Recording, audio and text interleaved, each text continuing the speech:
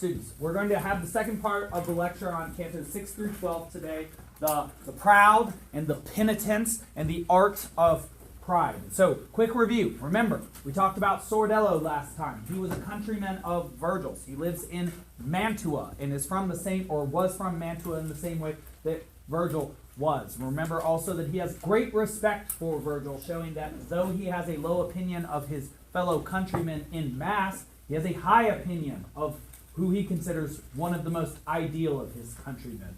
And, well, perhaps that's true of you too. Maybe you think, living in Escondido, that it is not the best place in the world, and yet probably your best friend and the people you care most about, who you love, are here. And so that's an interesting way to look at your own opinions. Do you truly look down on the place you are from, or do you love it? And I think that's a real question to ask, and a real question you should ask about Dante, because obviously he is exiled by the Florentines, and yet, if you go to Florence, it is full of statues of him. They take great pride in him. So perhaps you start to understand that human relationships are very complicated, and you can love and hate something at different levels of analysis.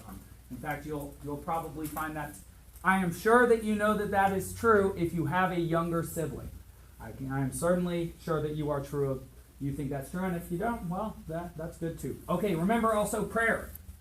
Prayer helps you shoot up the mountain of purgatory. We talked about what that meant. It suggests that the love of another human for you is direct evidence of the justice of the divine. Cool. We also talked about day and night a little bit. We saw a drama with an angel and two serpents. Remember, the two angels indicate the will and the intellect and how they work together to keep doubt or error out of the Purgatorio. And so the idea behind the Purgatorio is that you are working to purge by fire that which is sinful or error-ridden inside yourself so that you can get to your goal faster. And the reason why you want to do this, well, there are two reasons. A, during your day in the Purgatorio, you suffer. You're bent over by a rock. You are on fire if you're amongst the lustful. You are starving if you are amongst the gluttonous, and also very thirsty. It's very painful to be in purgatory. The second thing is, like I told you, it's like when you were 8, having the day before Christmas or Christmas Eve, the feeling you had of, I want, I just wish it would be the next day. Well, that is the feeling that these souls have at all time, because getting to paradise is like getting to super Christmas. And so, A, they don't want to be suffering anymore, because pain is terrible and we all wish to avoid it at all times. And B, they want to get somewhere that's a lot better than where they are. So they are very, very, what is the word I'm thinking of? When you really, really want to move from one place to another. You're really what? Impatient? No. Yes. Motivated. They are highly motivated individuals. Yes. And that will actually be something we talk about today. Motivation, when we look at the art amongst the proud. Because apparently the best motivation you can have is not a positive motivation. The best motivation you can have is not a negative motivation. But both of them working in concert together. You need to be running away from something that scares you while running towards something that you want. And we'll talk about that quite a bit. We also had a dream last time about the eagle and Ganymede. Basically, Ganymede, we know, was a Trojan prince who was very beautiful, who was taken up to the gods in order to fill their cups. Dante is in some way like Ganymede, except for differing from Ganymede. He will not stay in heaven amongst the gods. He will go up there, he will fill his cup, he will come back to earth, and he will pour it out for whom? For all of us. That's right. All right, good. Okay, so this is where we ended last time, so let me just quickly recap it. The 3 steps of penance. We get to the angel at the very first gate, to the first cornice of Purgatorio. We spent 9 cantos trying to get here. It's very like the beginning to Harry Potter's. Perhaps if you've read the Harry Potters before, you remember that you don't start at Hogwarts in the land of magic, not in any of the books. And in fact, in the 4th book, which I'm about to start podcasting on, it takes 171 pages before you get to Hogwarts. And so it's very similar in Dante. You don't get to the magical place until after the beginning. And so here it is. Reader, lines 70 to 73, maybe 72. You see how my subject becomes more elevated. Do not wonder if it is therefore presented with more art. Okay, so he is making the claim that he is going to be more poetic, more sophisticated as an artist as he presents the Purgatorio, because the Purgatorio is a more sophisticated concept than hell, which is a very interesting claim, and I'd very much like to talk about that during seminar day on Tuesday. Is the Purgatorio, or is the notion of working from somewhere that you don't want to be towards somewhere that you do want to be more sophisticated than just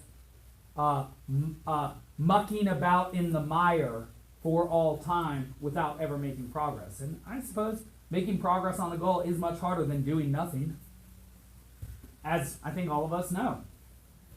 Which is perhaps why we don't always like to work towards goals, because it is very difficult, and I suppose you do experience negative emotion when you run into obstacles on the way towards goals, and perhaps then you think that the negative emotion is the fault of the goal rather than your inability to achieve it.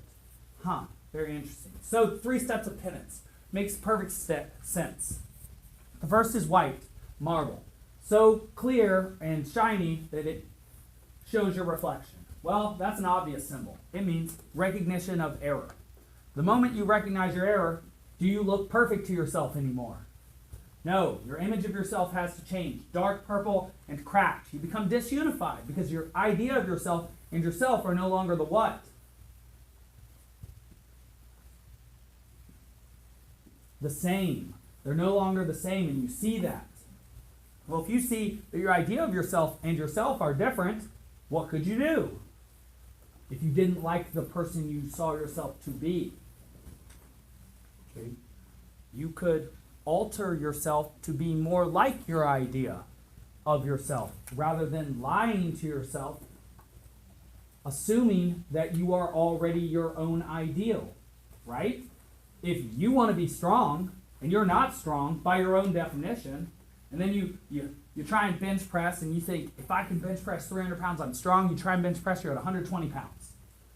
You could be delusional, and you could decide, well, actually 120 pounds is strong. Maybe it is for you. I don't know. 300 was strong for me when I hit it. But the second option might be, well, 300 is strong. I want to be strong. I'm at 120. What could I do to get there? And what you could do to get there is essentially up to you, but you could train, you could work, you could go through the purgatorial process.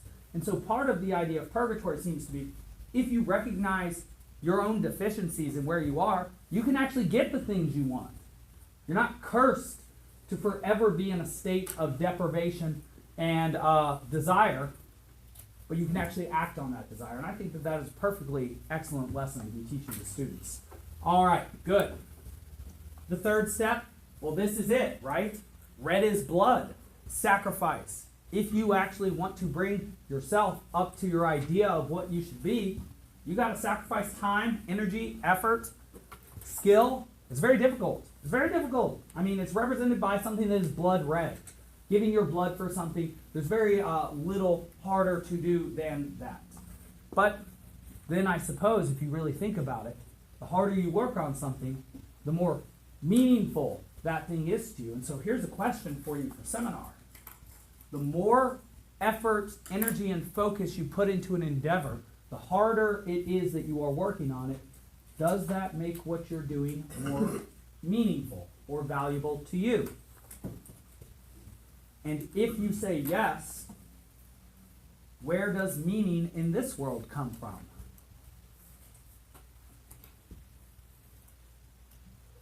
The answer would be from you, right? That makes perfect sense to me. If you think about a relationship, when you really care about somebody, you give them a lot of what? What do you spend with them? Time. That's right. You give them time. You give them focus. You give them attention. When you really care about your performance, say if you want to be a teacher or a player or a sportsman, what do? You practice, right? All the time. When you really care about your grades and your performance at school, you spend a lot of time on it, right? And then your friends who don't care will be like, why do you spend all that time on it? And you'll say, well, because I want a more meaningful existence than you.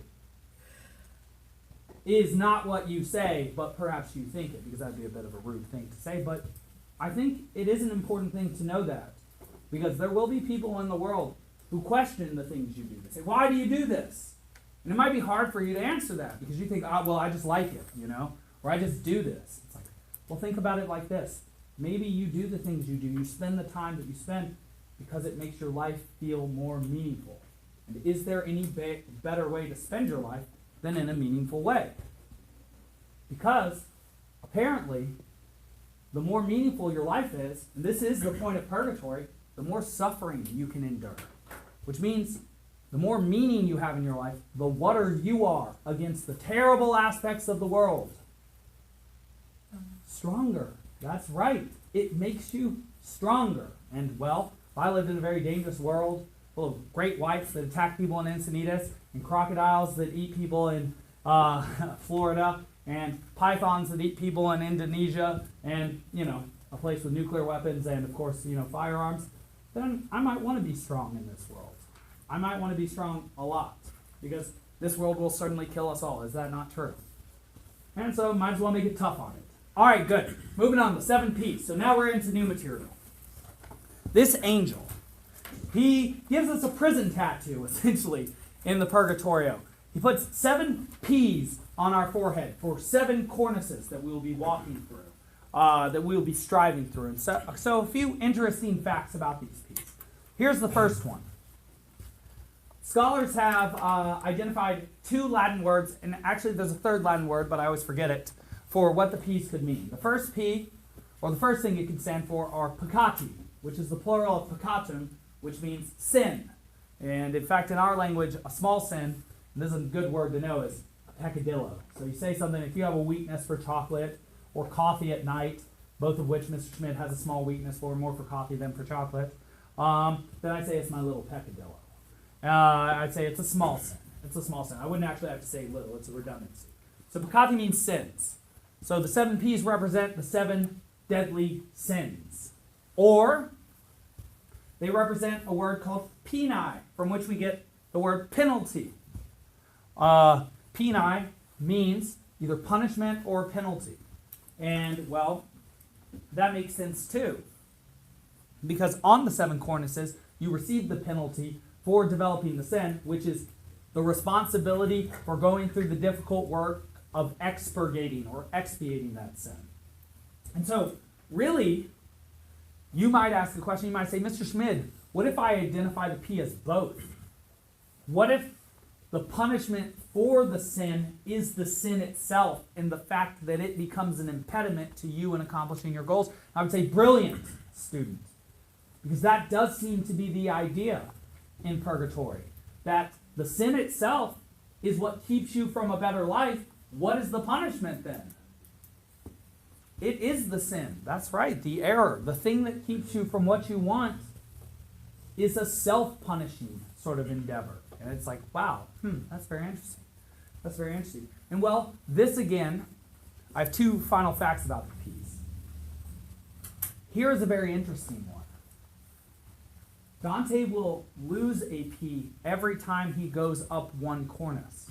But every time he loses 1, all the others will fade. I want to say that one more time. And I know it's very early, but perhaps you will have a thought about this. Why might it be the case that when 1 P, 1 sin, is expiated, the P's for the others, the symbols for the others, fade a little bit? Yes? When breaking a habit, or when breaking a bad habit, as soon as you begin to make ground, it's easy. Okay, let's develop that. When breaking a bad habit, as you start to break ground, it gets easier. I want to say that in a more developed way, yes? It gives you hope that you can accomplish your goals. Okay, as you start to work towards a goal and you get closer to the goal, you have an increase in hope, because when you get close to the goal, and I guess that is the feeling of hope, right? It becomes more likely that you will get what you want, and so you become more hope-filled. Great, that's good too. I want a little more. I want just a little more on this. Yes? Could it be that like the first sin you committed led to the other, and then the other, and then the other? That's excellent. Yes, and in fact, that will be what is said about pride, that it is the foundation of all sin, that once one becomes proud, it becomes very much easier to be envious, slothful, angry, greedy. Well, the reverse is true as well. Like was said from the front row here, the moment you start to expiate 1 sin or error, you start to get better at expiating sin. of correcting error, of correcting bad habits. So even if you just start working on one, you have become better at the process of getting rid of bad habits, which makes it easier to get rid of the others. And so that's why the start is so important for something. Just starting to get rid of a bad habit, one bad habit, might start a process by which, well, you really clean up your life. And in fact, there was a few years back, all the teachers were put in the auditorium and we listened to a Navy SEAL give sort of a motivational speech. And part of his motivational speech, you can see this on YouTube, was he says, every day he wakes up, he makes his bed. And I thought that was so dumb at first. I was like, who cares about making your bed? But then, as you know, I wear suits and ties every day, even though I'm not required to. And then you might say, why? Well, it's the most sophisticated way that a man can dress in our culture. It requires the most amount of effort. I shave every day. I do my hair. I sometimes put some gel in it. I have a pocket kerchief. The only thing I'm missing is a mark on my tie and some nice cufflinks. But I do own some. It's just, that's a little more. Well, why would you dress in a sophisticated way? Why would you dress up your bed in the morning? It starts the habit for the day of putting things in order. If you think about my profession, teacher, do I help to put people in order all day long? Yes, and if I can do that for myself, well, what can you do through imitation, regardless of even the words that I say? You can start to do what for yourselves? Put your own what's in order? Lives in order. That's right. That's right. All right. Good. Let's move on to pride. We see this image here. The image is a good one. The image is there's a Gustave Doré image of pride, so anybody listening can look it up online. We see Dante and Virgil looking at a guy who is bent over, not backwards, but forwards, bent over with a rock on his back. And so the idea seems to be that the rock that people stood on in their life to look down on others has now been taken out from under them and placed on their back to literally humble them. And this is where a little bit of knowledge of Latin would help. The word humility comes from the Latin word humus, which means earth. So to be humbled means to come closer to the what? Earth. And so are these people literally humbled by being bent over by the earth they once stood on? Yes. And so it's also humbling in that if one is humble, one looks down one's nose at people. One arches one's eyebrows superciliously. That is a very good word for arrogance. But now one has to look what to people? If one is bent over, and I'm not bent over, you have to look what to me? Look up to me. That's right. That's quite right. Quite right. Good. There's a lot to these images. And there's even more than we've said, but we got to keep moving. Okay. So here's the punishment itself. Just laying it out. The proud must carry a rock on their back, which literally humbles them by bending them over so that they are closer to the earth, so that they must look up to people rather than looking down to people. And so this is a corrective punishment. The point of the punishment is not to make them suffer. They simply suffer because of the correcting aspect of the punishment. Sort of like when you drink some medicine. Medicine usually tastes very good? No, it tastes awful. But do we drink it because it tastes good or because it has a positive effect on our body? Well, that's the same thing with the purgatory. It is like a purgative, actually. That is a style of medicine that makes you purge yourself. So either from the top or the bottom. And so yes, I know nasty, but that's a big part of, you got to get the bad things out. All right, good. And so here's the definition. And I think this is not how most people think of pride at first look, but I think you will agree with it, and you can tell me. O proud Christians, wretched and exhausted. These are lines 121 to 123 in Canto 10. Who sick in mind and not seeing aright go confidently in the wrong direction. I want you to think about that.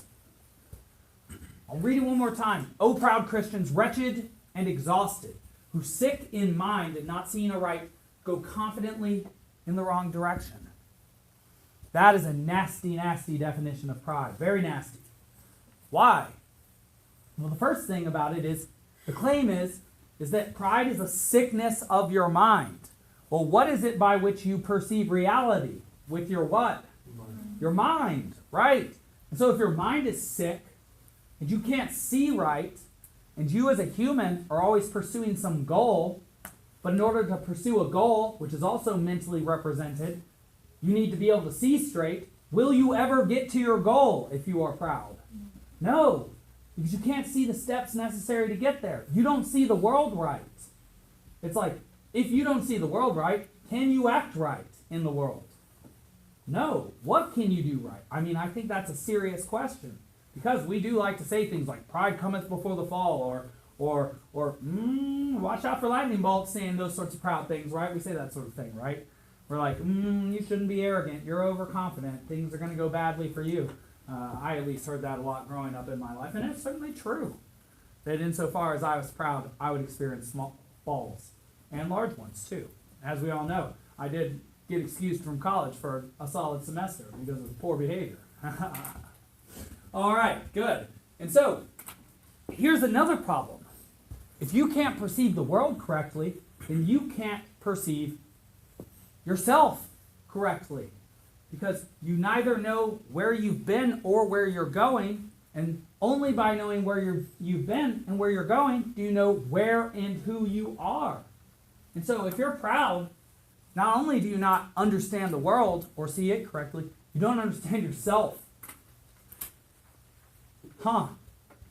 So, one essentially has an inflated, incorrect idea of the world and one's own place in it. Well, the whole point of purgatory is to make you a more effective human.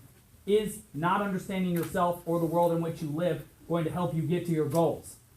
And that is why pride is called the foundation of all sin. Because if you're proud, you can't even see right, how can you do right things? And that is also why the foundation, or the rock on which you stood, is now on your back. Because though you thought it raised you above others, it's actually crushed you beneath its own weight. And so you might make a correlate between... Actually, what is a mythological correlate to this? A character who is bent under the weight of something. A very proud sort of character. He's a titan. You see him in statues with the world on his back all the time. Though technically it is the sky on his back. You know your mythology very well, yes? Atlas. Very good, very good. There's also a Christian corollary, St. Christopher, who was supposedly a monk who refused to pray or to fast, who was very strong and would take people across a river ford. And supposedly once there was a figure of Christ, a baby, who he took across, and it got heavier and heavier and heavier and heavier until he got him to the other side of the river. And then he's like, man, you weighed quite a bit for a little toddler. And then the toddler said, but I am the Christian God, and you have had the weight of the entire world on your back. And it's like, whoa. And I think that's supposed to be a metaphor for every human existence. Because if you're conscious, then you will certainly suffer. And, well, you're going to have to endure that with some meaningful task as a human. I think that's literally true of everybody. All right, good. Uses of art. Okay, this is what we're going to finish with today. And I'm going to go fairly quickly through them. We have two sorts of art that we will encounter in each cornice. The so-called whips and the bridles. And we'll talk about that. Well, the first thing we're going to see, bent over with a rock on our back so that we have to look up to it so that it raises our perspective, is going to be examples of the virtue which expiates the vice of pride. And so the opposite of pride is obviously, I've said it a few times. Can anybody remember? What is that thing that makes you more earthly or low? Humility. And so we get three examples of humility. It's almost like when you're given a paper topic and your teacher then gives you an example of great paper. They give you that example, that model, so that you know what to strive towards. Well, that makes perfect sense because that's exactly what's happening here. You're given a model towards which to strive. And so there's one idea for why art is in the purgatory. Art represents behaviors and actions that you wish to strive towards in order to improve your existence or to be a quote-unquote good human.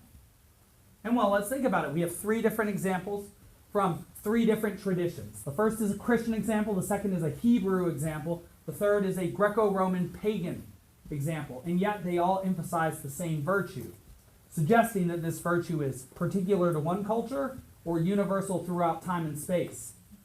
Universal, that's right. And so, the first is Mary in the Annunciation. That is a gnarly scene, and I have a lot that I could say about it, but I'll just say a little. That is the scene in which Mary is told, as a virginal wife to Joseph, that she is going to bear the child of a God, no choice in the matter. It's actually very similar to something you see in the Greco-Roman religions often. A God giving a child to a woman who does not have a choice in the matter. You might understand in a sort of evolutionary way that has been one of the most common experiences of women throughout all time.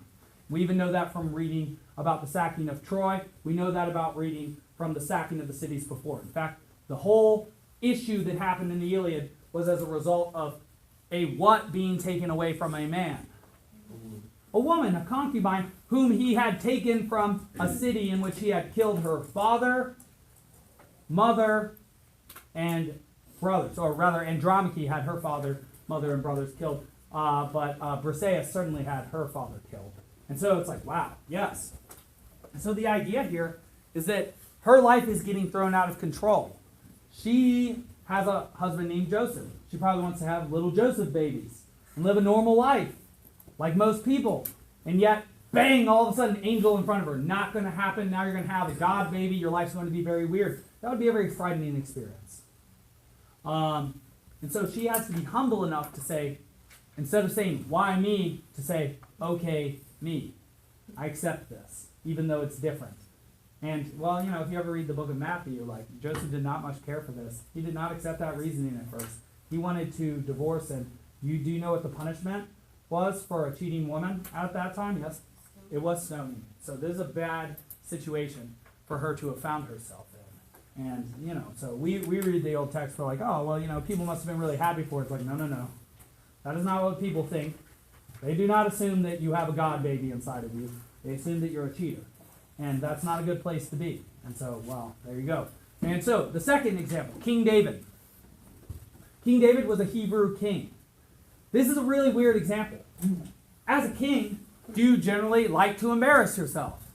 No. As a human, do you like to embarrass yourself? No. Being embarrassed is probably one of the worst feelings you can possibly have, especially publicly, right?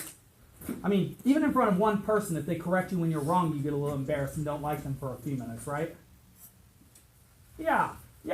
Well, this king was once commanded by the divine. I think a prophet told him what to do. He stripped down naked. The emperor has new clothes. And danced in front of a fire in front of his entire people. In front of his whole camp. I want you to think about that. A king stripping down naked, none of his regal vestments, none of his crown, and stripping down naked and dancing in front of people. How many of you would even dance in front of people with fully clothed? How many of you, the worst nightmare you can imagine is like coming to school, and this is like the worst nightmare, right? And you're not wearing clothing, right? Would that be a nightmare? And yet, this guy was willing to do it, even though he had the ultimate rank that a human could have. Is the idea that any human can go through any humiliation in order to remove pride from oneself. And in fact, that the higher rank you are, or the more you have, the more you need to be humiliated to understand your basic humanity. And so it's like, wow, yeah, I wonder. And I suppose the other question you might ask too is this: are you ever free from the threat of humiliation as a human, regardless of what your rank is? The answer seems to be no, especially with Twitter these days. And okay, Emperor Trajan. He is our Greco-Roman example. This is a very weird piece of art here, and it seems like a piece of moving art. He's on a horse, and a widow who's just lost her son in a campaign comes to him, and she says, Emperor Trajan, I need you to avenge my son. And Emperor Trajan says, I'm actually about to go on campaign. I have an entire army behind me. I can't spend time avenging your son's life. And she says, Emperor Trajan, but you agreed to. And he says, well, I have a lot to do right now. If I'm going to go on campaign, and then I will deal with this. And she says, Emperor Trajan, what if you die? And he says, well, if I die, my replacement will deal with this issue. And she says, but Emperor Trajan, who agreed to do this? And so he says himself. And so he is humbled to do the will of a widow for the sake of her son, even though he has an entire army and eternal glory to pursue. And so he gives up all of that for a moment to help out this woman, even though he is of the highest rank a person can be, which is king, the highest rank we've ever discovered. And so these are the examples then of the sorts of situations people can be put in where they act in the right way, though it is an extraordinary thing to ask of someone.